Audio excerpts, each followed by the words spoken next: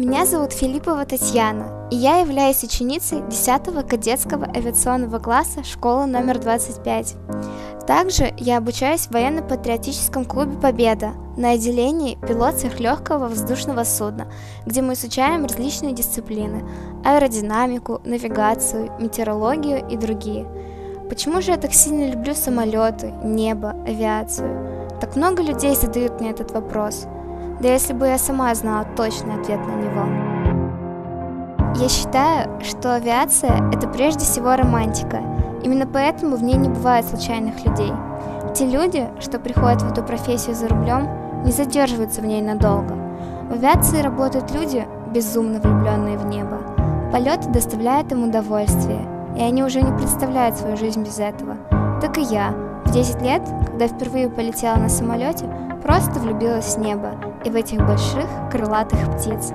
Каждый раз, находясь в небе, я думаю обо всем хорошем, о своих мечтах и планах. Оно вдохновляет меня на смелые поступки и на добрые дела. Я очень рада, что нашла дело в своей жизни, которое доставляет мне удовольствие.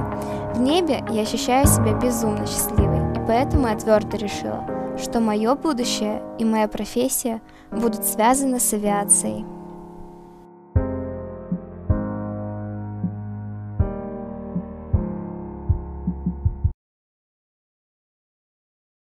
Мы друзья.